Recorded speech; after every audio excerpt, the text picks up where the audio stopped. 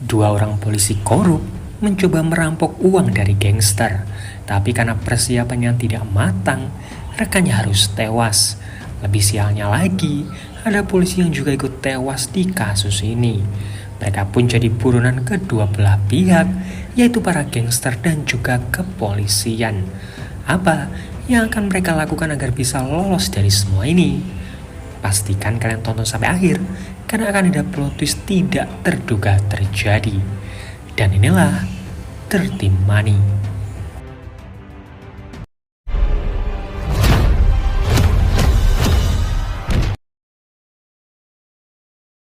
Sirine polisi terdengar, orang-orang berkumpul melihat jasad yang ada di hadapannya. Petugas pun datang. Dari laporan orang sekitar, ada seorang pria berumur 40 tahunan yang melompat dari lantai 5 dan langsung tewas. Seorang detektif bernama Kim Young-dok memeriksa jasad tersebut. Dia lalu pergi ke hunian si korban. Petugas di sana berbisik ke rekannya Kim yang bernama Do-hyuk jika dia bisa melakukan pekerjaan sampingan dengan membawakan beberapa senjata. Do-hyuk memukul mulutnya dan memintanya untuk tidak mengatakan hal tersebut di saat bekerja. Hunian si korban pun diperiksa, ada beberapa bercak darah di sana. Do-hyuk yakin bahwa ini bukanlah kasus bundir, melainkan perampokan. Seorang petugas bernama Jang Jiang dari unit kejahatan khusus datang. Dengan tengilnya, dia berteriak meminta semua orang untuk pergi. Dia sempat berdebat dengan Do-hyuk. Kim melerai mereka dan meminta Do-hyuk untuk pergi. Beberapa saat kemudian, detektif Kim keluar. Dia memeriksa tubuh korban. Nah, di sini detektif Kim melihat ada sesuatu yang tersembunyi di kaki korban. Saat diperiksa, ada memory card di sana. Mereka lalu pergi dan Do-hyuk diminta untuk menyelidiki isinya. Mereka lalu pergi ke sebuah bar dan masuk ke ruang tersembunyi. Di sana, mereka menemui pemilik klub malam tersebut yang bernama Shin. Mereka meminta jatah uang keamanan, tapi Shin meminta sedikit kelonggaran atau mungkin potongan karena bisnisnya agak sepi. Kim yang selama ini selalu diam langsung mengambil stick golf dan menghancurkan beberapa barang di sana. Kim mengancam Shin, jadi Shin mau tidak mau memberikan uang tersebut. Sambil menghitung uang, Shin bercerita bahwa ada orang-orang Tiongkok yang menghasilkan jutaan won di bisnis rentenir, narkoba dan juga wanita. Kim dan juga Do-hyuk sepertinya baru mendengar hal itu, tapi Shin tidak bisa memberikan informasi lebih. Kim berpikir dia lalu pergi setelah mendapatkan uangnya. Di jalan, Do-hyuk memberikan uang bagiannya untuk Kim, tapi Kim menolak. Dia bisa mencari uangnya sendiri. Mereka pun berpisah. Kim pergi ke rumah sakit dan membayar perawatan anaknya. Nah, ternyata selama ini anaknya Kim ini sakit keras dan harus berkali-kali menjalankan operasi. Berbanding terbalik dengan Do-hyuk, dia menghabiskan uangnya di tempat judi bersama dengan pacarnya. Esok harinya, Kim menemui orang Tiongkok yang diceritakan oleh Shin. Dia bernama Ki-ryong. Kim menanyakan soal pria yang terbunuh tadi malam, karena tewasnya pria itu ada di wilayahnya Ki-ryong. Kim meminta Ryong untuk jujur apakah semua ini ulahnya. Ryong berbelit. Dia bilang bahwa pria itu bundir bukannya dibunuh. Kim mengatakan sekali lagi bahwa kasus ini ditangani langsung oleh unit kejahatan khusus. Kim juga bilang ke anak buahnya Ryong yang menjalankan bisnis kasino untuk mengusir Do-hyuk jika dia tetap berjudi di sana. Sebelum pergi, Kim menanyakan soal rumor yang mengatakan bahwa Ryong menyelundupkan sesuatu dari pelabuhan Incheon. Ryong tertawa. Dia bertanya kenapa Kim malah mempercayai rumor aneh tersebut. Sementara itu, kepala polisi memperkenalkan Jang ke timnya. Nah, Jang di sini memberikan informasi ke Do-hyuk bahwa pria yang tewas kemarin adalah informannya. Informasi yang seharusnya mereka dapatkan juga ikut menghilang. Nah, Do-hyuk langsung teringat tentang memory card yang ditemukan Kim kemarin malam. Do-hyuk buru-buru pergi. Dia langsung menghubungi Kim dan memberikan informasi tersebut. Memory card itu pun diperiksa. Nah, di sini mereka jadi tahu bahwa ada seseorang yang menyelundupkan 500 juta won dari pelabuhan Incheon. Kim terdiam, dia mulai punya ide gila. Kim ingin uang tersebut. Do-hyuk menolak, yang mereka hadapi bukanlah preman, melainkan seorang mafia. Mereka memang polisi korup, tapi 500 juta won sudah melewati batas. Kim bersikeras meyakinkan Do-hyuk. Toh, Do-hyuk juga punya hutang yang banyak karena kalah berjudi. Uang yang mereka ambil ini adalah uang kotor, jadi tidak akan ada yang tahu. Do-hyuk diminta untuk menyelidiki sesuatu. Dia lalu pergi ke kasino dan menemui Kwang-sok. Do-hyuk memberitahukan bahwa unit kejahatan khusus sedang melidiki uang yang diselundupkan oleh mereka. Do-hyuk perlu tahu di mana uang itu untuk melindungi mereka. Kwang-sok menolak, tapi Do-hyuk bilang jika sampai unit kejahatan khusus tahu, pasti uang-uang itu akan langsung disita dan Kiryong pasti akan sangat marah. Kwang-sok pun tidak punya pilihan lain dan Do-hyuk hanya tersenyum. Setelahnya, Do-hyuk pergi ke rumah sakit dan setuju untuk bergabung di rencana ini. Esok harinya, Kim bilang bahwa mereka butuh senjata yang bukan milik mereka agar rencana ini tidak mudah diketahui. Do-hyuk berpikir sejenak, dia tahu harus menemui siapa. Malamnya, mereka menemui petugas yang kemarin. Petugas bernama Chung Hyun ini bilang bahwa dia punya kunci gudang senjata, jadi mereka bisa mengambilnya kapanpun. Rencana pun dipersiapkan, mereka hanya punya waktu 3 menit untuk melakukannya, jadi semuanya harus berjalan sesuai rencana. Do-hyuk diminta untuk mempersiapkan mobil yang akan mereka gunakan untuk kabur. Nah, nantinya mobil itu akan ditenggelamkan ke danau untuk menghilangkan jejak. Masalahnya, mereka tidak punya tempat untuk menaruh uang-uang itu. Jung-hun tahu harus kemana. Jadi dulu, saat keluarganya bangkrut, mereka melarikan diri ke sana. Tempat itu terpencil, jadi mereka bisa menggunakannya. Esok harinya, Jung-hun mempersiapkan senjata. Mereka lalu pergi ke pelabuhan Incheon.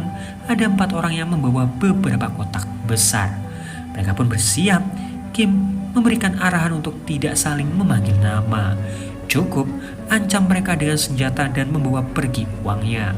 Jangan sampai ada pertumpahan darah. Rencana pun dijalankan. Mereka bertiga masuk ke dalam. Keempat orang itu ditodong. Jung-hun diminta pergi bersama uang-uang itu. Jung-hun lalu kembali membawa mobilnya, tapi tiba-tiba seseorang menembak kakinya. Mereka semua bingung. Mereka ditembaki.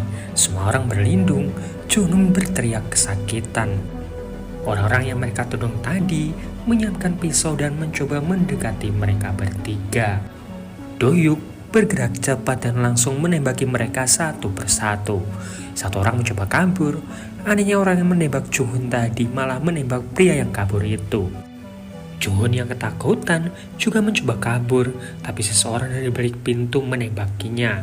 Kim dan juga Do-hyuk menembak orang tersebut. Pintu terbuka, seseorang jatuh terkapar. Jung-hun ternyata masih hidup. Do-hyuk mencoba untuk mendekatinya. Mereka langsung kabur, berusaha menyelamatkan Jung-hun. Kim panik, apalagi Do-hyuk sangat marah. Seharusnya Kim menyelidiki berapa orang yang ada di dalam sebelum melakukan aksi ini. Beberapa saat kemudian, Jung-hun tewas. Mereka berdua menepi di pinggir jalan.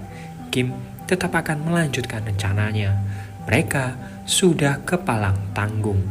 Mereka lalu pergi ke sebuah danau, mendorong mobil itu ke dalam danau bersama dengan jasadnya Jung-hun. Mereka lalu membersihkan tubuh mereka. Kim di sini yakin bahwa orang-orang Tiongkok itu pasti akan membersihkan semua ini agar tidak ketahuan polisi. Kim menghitung uang yang ada di dalam tas. Menurut perkiraan, mereka mendapatkan setidaknya 4 miliar won. Do-hyuk diminta untuk tenang. Dia dilarang menyentuh uang-uang ini sebelum situasinya mereda. Do-hyuk bertanya, artinya operasi anaknya Kim juga harus ditunda. Tiba-tiba, atasnya menelpon dan meminta Kim untuk datang ke pelabuhan Incheon karena di sini ada banyak sekali mayat. Do-hyuk yang mendengarnya panik. Bukankah tadi Kim yakin bahwa orang-orang Tiongkok itu akan membersihkan semuanya. Kim meminta Do Hyuk untuk tenang. Mereka pasti bisa menyembunyikan semuanya. Uang-uang itu pun akhirnya disembunyikan. Di pelabuhan Incheon, awak media banyak sekali yang berkumpul. Kim lalu datang dan melihat masuk ke dalam gudang. Atasannya bilang bahwa orang-orang yang tewas ini sepertinya orang Tiongkok.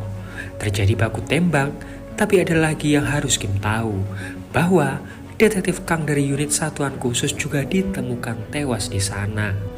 Karena hal itu, kepolisian pusat langsung bergerak. Itu juga alasan banyak sekali media yang berkumpul. Tim gabungan pun dibentuk, Kim dan juga Do Hyuk ada di dalamnya. Tiba-tiba, Kwang Sok menelpon Do Hyuk, tapi Do Hyuk tidak mengangkatnya. Informasi yang berhasil dikumpulkan tim gabungan bahwa orang-orang yang terbunuh ini adalah anak buah dari Kiryong. Cuma, siapa yang berada di atasnya Kiryong ini masih belum jelas. Diduga, orang ini adalah pemimpin perdagangan antara Tiongkok dan Jepang. Ketua intelijen juga memberikan informasi bahwa ada sejumlah uang yang akan dikirimkan ke Tiongkok.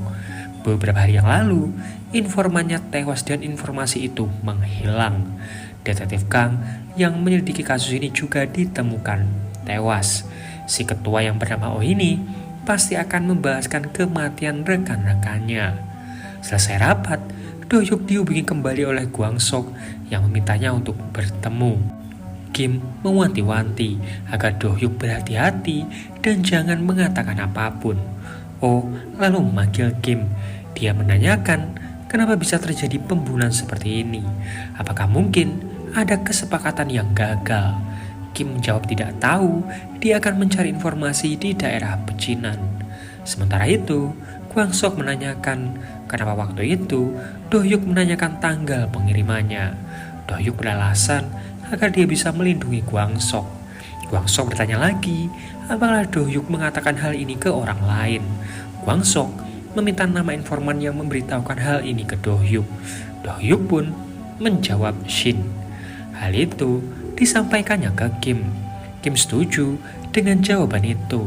Dia yakin bahwa Shin pasti juga akan mengatakan hal ini ke orang lain.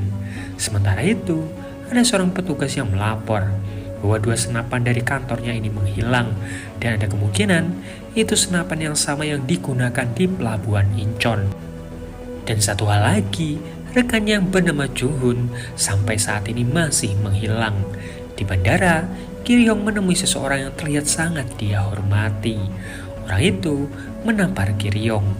Malam harinya, Kiryong menangkap Shin dan menanyakan apakah dia menyebarkan rumor tentang pengiriman uang itu. Shin ingat, dia pernah mengatakan hal itu ke Kim dan juga Do Hyuk. Kiryong lalu menanyakan di mana uangnya. Shin bersumpah dia tidak mengambil uang-uang itu. Seseorang lalu datang. Shin bingung siapa orang ini. Nah, orang ini lalu memerintahkan anak buahnya untuk mencincang Shin. Kiryong lalu keluar karena tidak sanggup melihat kebrutalan itu. Nah, sopirnya tiba-tiba mengatakan bahwa beberapa hari yang lalu dia melihat Do Hyuk pergi ke barnya Kwang Sok. Bukan untuk berjudi, tapi dia berbicara dengan seseorang. Sementara itu, Oh mendengar Do Hyuk yang marah ke petugas yang melapor karena merasa dia malah mencurigai rekannya sendiri yaitu Jung Hoon. Oh lalu mendekat dan meminta Do Hyuk untuk mengikutinya. Sementara Kim ditugaskan untuk mencari Jung Hoon dan juga senapan yang hilang itu bersama dengan detektif Park. Oh ternyata meminta Do Hyuk mengantarkannya ke rumah sakit. Dia ingin bertemu dengan anaknya Kim. Oh bertanya apakah 2 minggu yang lalu Kim berada di sana menemani anaknya. Ketika pulang, Do Hyuk menyayangkan pertanyaannya Oh, apalagi saat ini kondisi anaknya Kim ini sedang sakit. Do Hyuk mungkin belum tahu masa lalunya Kim.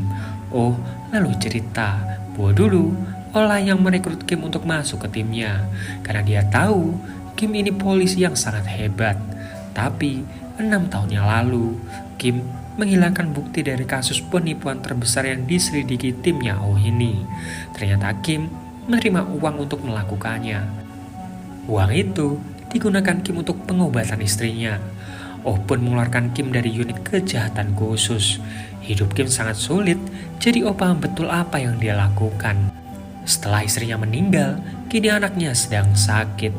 Do-hyuk bertanya, apakah itu alasan Oh mencurigai Kim? Tiba-tiba, Kwang-sok menelpon. Dia terlihat panik dan meminta Do-hyuk menemuinya di pelabuhan jam 7:30 malam. Sementara Kim dan juga Park sampai di huniannya Jung-hun. Park mendengar rumor bahwa Jung-hun ini ingin sekali membeli mobil mewah. Jadi dia pasti akan melakukan apa saja untuk mendapatkannya. Nah, dengan 2 senapan yang hilang, pasti Jung-hun ini tidaklah sendiri.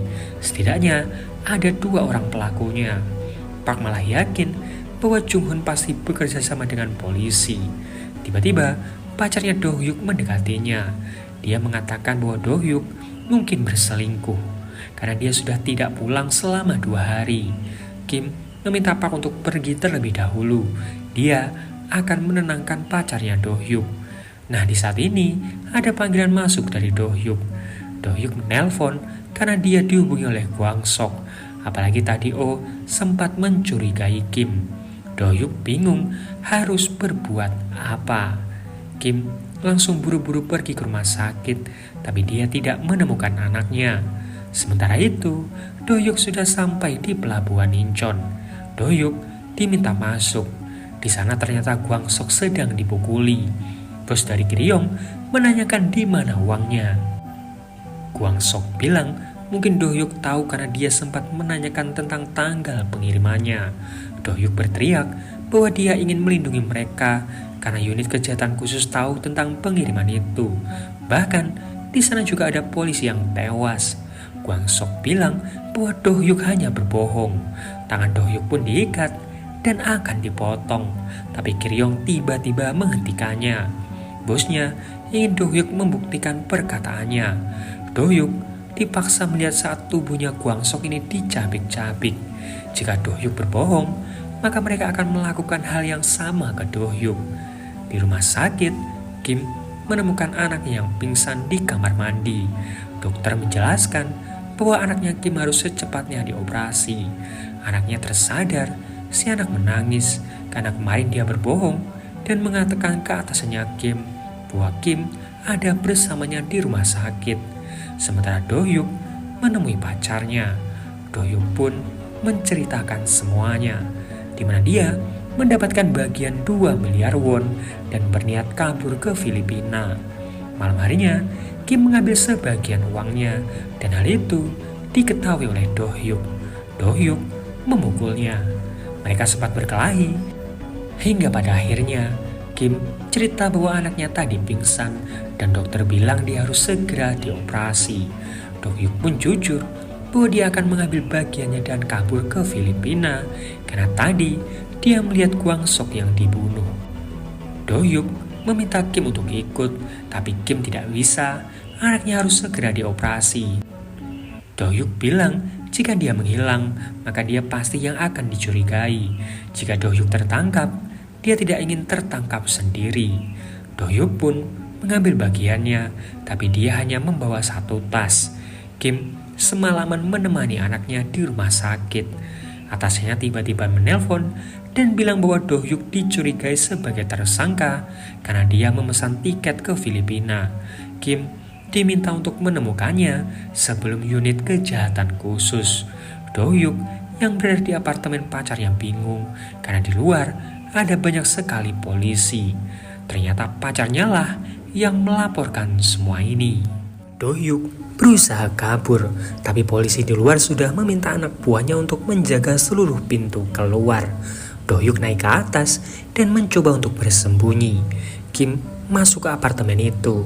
Detektif Park melapor bahwa mereka belum menemukan Do-hyuk. Gedung apartemen itu pun mulai disusuri. Kim punya sebuah ide dan memencet tombol darurat. Dia lalu menghantamkan kepalanya ke tembok. Seluruh personil langsung bergerak ke tangga darurat. Melihat Kim yang terluka, para polisi mengira Do-hyuk sudah turun ke bawah. Kim lalu naik dan mencari Do-hyuk di setiap lantai. Untungnya, dia berhasil ditemukan. Kim memberikan arahan ke Do-hyuk.